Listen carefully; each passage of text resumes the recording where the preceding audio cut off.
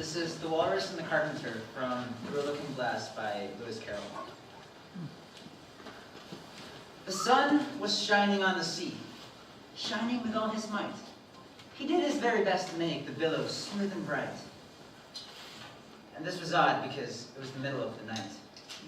The moon was shining sulkily because she thought the sun had got no business to be there after the day was done. How rude of him, she said, to come and spoil the fun.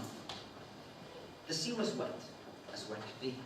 The sands were dry as dry. You could not see a cloud because no cloud was in the sky.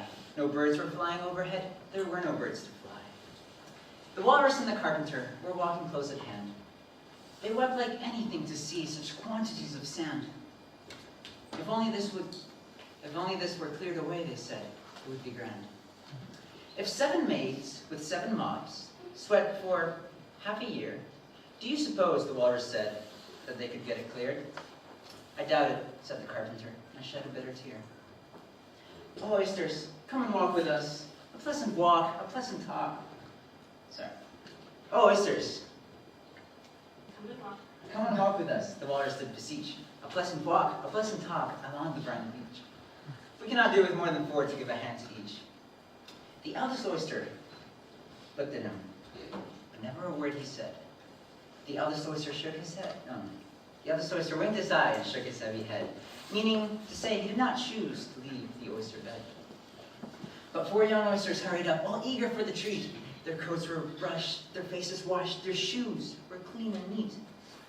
And this was odd because, they hadn't any feet. 4 other oysters followed them, and yet another 4. And thick and fast they came at last, and more and more and more, all hopping through the 40 waves and scrambling to the shore.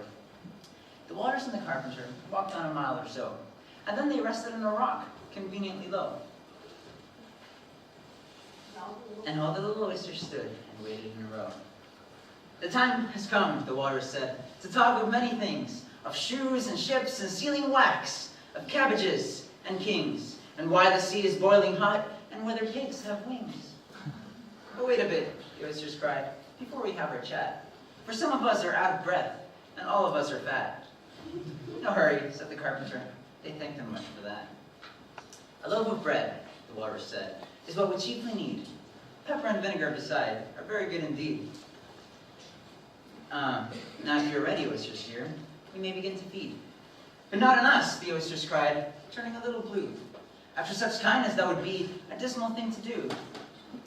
And that is fine, the walrus said. Do you admire the view? It was so very kind of you to come, and you are very nice.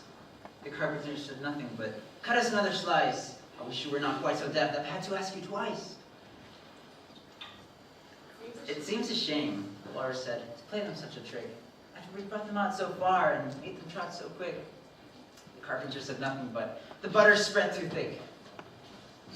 I weep for you, the walrus said, and I deeply sympathize. With sobs and tears, he sorted out those of the largest size, holding his pocket handkerchief along his streaming eyes. Oh, oysters, the carpenter said, we've had a pleasant run. Shall we be trotting home again? But answer came there none. And this was scarcely odd because they'd eaten every one.